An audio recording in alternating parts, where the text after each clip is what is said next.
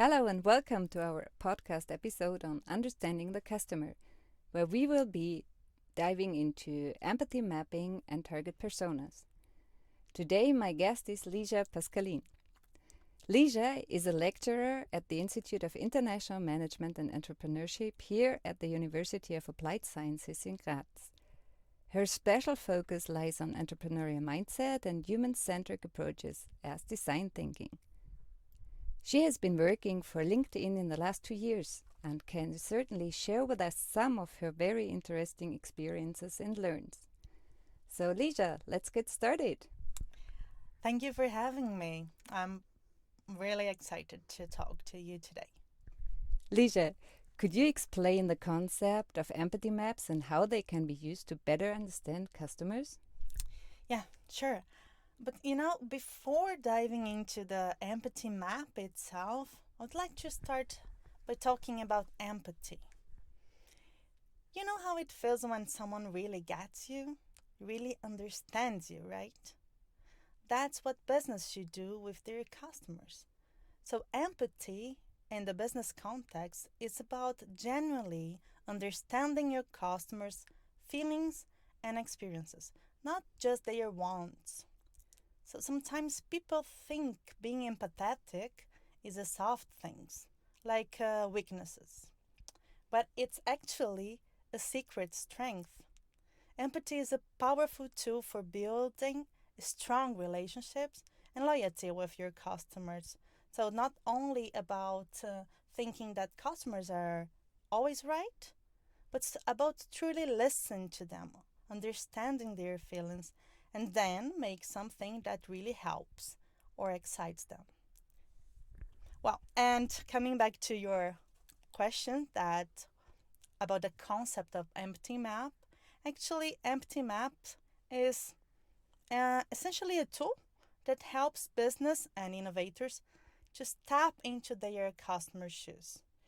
So imagine it as a canvas divided into 4 sections that each captures what customer says, thinks, does, and feels about a situation or your product or service. So this is a fantastic tool because it goes beyond this basic demographics aspects that we normally have from the customer, like age, gender, educational background, and look more closely into the emotional drivers of the customers. And well, why this is important? Yeah, because understanding this aspect will lead us to create products and service that not only meet their wants, what we think they want, or we want them to buy, but it will really resonate with the customers on a deeper level. Okay. I understand. So we have these 4 sections about the customers, what the customer says, what he or she thinks, what he and she does and feels. This sounds very innovative, and I think it's quite an easy task to approach your customer and communicate with him or her. Well, let me tell you a short story. And this story is about milkshakes. Oh. So, to illustrate a bit how easy it can be, or not that easy. So, there was a moment when McDonald's, so we all know McDonald's, wanted to sell more milkshakes. So, they interviewed milkshake customers and explained them, well, we want to improve our milkshakes, we want to make them better. So, they asked what they would like to change. They would like bigger milkshakes or new flavors, thicker milkshakes, more chocolate. They asked different questions like this I just told you, for example. And then they used the results to improve the milkshakes.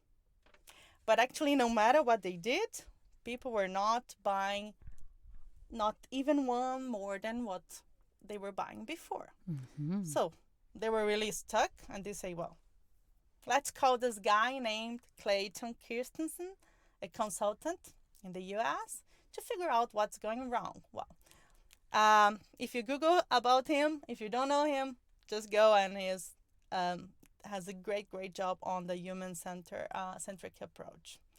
So this guy, Christensen, decided to apply one of his theory. Actually, at that time was kind of new theory that he has, It's called job theory. It's more like thinking about why people kind of hire, in this case, a milkshake to do a specific job in their day. So he was at McDonald's for a whole day, just stood there and started noticing something very interesting. So a lot of people were buying milkshakes very early in the morning. It was the only thing they were buying, and they were alone. They were getting in their cars and getting away driving with the car, and that's it. So he said, well, curiously, let's ask the customers, hey, why are you grabbing a milkshake at 6:30 in the morning? And it turns out that they all have very long, boring drives to work and really needed something to keep them awake and not that hungry until they got to the next meal or to their workplace, right? So they were not really just thirsty or really craving for a milkshake at 6 in the morning. They really need something easy to handle in the car so they could drive, and that lasts until they get to work. So what he figured out was this morning milkshakes buyers, so they were not really choosing between McDonald's brand and other brands milkshake. So they were actually choosing between a milkshake and other easy to eat breakfast. That could be a banana, a bagel, and milkshakes in this case win because they could drink it with one hand and it was keeping them full while driving. So yeah, there was a very new understanding for McDonald's, and with this, they started changing things up. They make buying milkshakes faster, like they could swipe the card, they put it in front on easy to grab places, and even they make it thicker so that could last longer on the stomach. Wow. Yeah. So by focusing on what this job the milkshake needs, yeah, to do for the customer, so what's called the job to be done, that they discovered the job to be done of the milkshake, they ended up selling 7 times more than before. Yeah, that's very cool, right? Wow. So it's not so easy as it seems, but it's really knowing the real reason behind people buy something can totally change the game. Wow, this is really interesting. Selling 7 times more of the same product, actually, or slightly amended product, just by understanding what your customer really needs. Wow, this is a very great insight. Thank you so much. So, Lisa, talking about empathy maps, what do you think? What are the key elements that innovators should focus on when creating those empathy maps in order to drive innovation? And how do they help in developing a deeper understanding of customers? Yeah, just as we mentioned before, when creating an empathy map, the focus are on these 4 elements. So what the customers say, what they think, do, and feel. Yeah, but it's about capturing also this kind of silent thoughts, the emotional reactions. Yeah, so it's really focusing on capturing authentic customer expression, their emotions, digging deeper. So what's behind a kind of sight? What is behind that hesitation when I ask this question, or we're testing my product? What is behind that smile? So it's really like being a detective, looking for clues about what makes the customer happy or annoyed, yeah, about the service or product. And this really helps us make something that is not just cool, yeah, or just something that we believe that it's cool enough, but doing something that they will really love and use and will actually make the job that they need for their lives. So actually, it's will make us innovating with more meaning, yeah, because the why behind the behavior, it's really like gold for innovating. Okay, I see. I understand totally. So, what do you think? Like, where do these innovators gather the insights that are needed to fill in the empathy map? Will they just, as you said, observe the scenes, or will they talk to customers? What will they do? Yeah, these 2 things and much more. That's very important that to fill out an empathy map, it's important to get information from different fronts, different methods and sources. Yeah, just as you say, we can observe the customer, we can chat directly with people, we can use surveys, we can shadowing customers where they are like doing tests or buying um, um, in your store, for example. Yeah, or even listen what they're saying online. Nowadays, it's so important. There's so many communities. There are the social media. There are a lot of information that can give you insights about the feelings about purchase, the use of your product, yeah, reviews. All of these are bringing you also information that can be used for fill out your empathy map. And Mhm. Lego, for example, it's a good example that really use the social media and the communities, what they are saying online in the reviews, um, to really have a change or improve their product lines and improve their marketing strategies as well. They're really listening what enthusiasts, the fans, the Lego fans, and also what they desire. It's really about collecting this loud, what they're saying loud, but also this kind of whispering that we not always, if you're not paying attention, that can pass without being noticed. Oh, okay. Aha. This is so interesting. Ligia, so because you have done this before, are there any common challenges that innovators face when they create empathy maps? And do you have a strategy how this could be overcome? Yeah, definitely. And I think this is also from our cognitive bias from as human beings. Now, sometimes we want to we like to know that we know the things, that we know what our customers want. And sometimes we don't even bother checking, yeah? So, and that can be really a trap. It's what we formally call confirmation bias. So, which is basically seeing what we expect to see, hearing what we expect to hear, even creating the approach of gathering the data in a way that we just confirm what we want to confirm from our product. So even leading the questions in a way that they answer what we want to hear.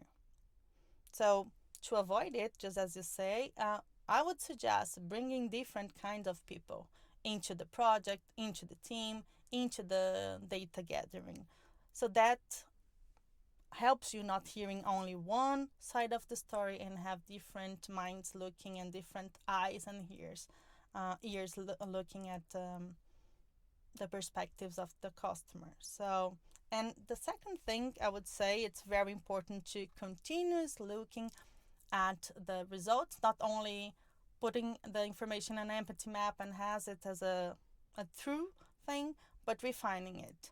Testing with the customers, updating the empathy maps with new insight, and getting feedback loops as well. It's very important. So it's really about the depth, as we said. It's not just gathering data, it's seeking for stories, for emotions, getting the full picture, not just like yes or no answers. And only then we really will be able to have more richer and actionable insights. Oh, okay, I understand. So, Ligia, very often when I hear people talking about empathy maps, I also hear the term target personas. So, could you just very quickly let me know how these two models can be combined? Yeah, sure. Yeah, it's true. They're often together because after you got your empathy map done, so we create what we call like customer personas. Yeah. So they are like these detailed characteristics of our ideal customer based on what we just have learned. Yeah. When doing our empathy map. But what's important here, it's like you have to combine with other data. Yeah. It's not only having like my empathy map and then it's a standing alone tool that it's giving me all the truth. You have to combine with company data that you already have from your customers. You already have a lot. If you if you're innovating for the first time, you will get market data, for example. You do some market research. You have a lot of statistics about different audiences that you can also get. But if you already have it established, so you have your company data, you have market research, statistics. So you need to combine this also with your observations, with your data from Empty Map. Then you can come up with more rich, detailed profiles, so that the personas, and then it's easy for you and will guide you to product and service development. So you will remind this personas will remind you on us in total, so that we are not really creating a product or service for just a number. Yeah, so we are really creating it for real people with complex lives and also emotions. So that's very important to consider and not forget. Okay, I understand. This was so interesting, Lisha. Thank you so much for having you today. I'm looking forward to learn more from you at another time. Thank you so much. Thank you. Thank you for having me.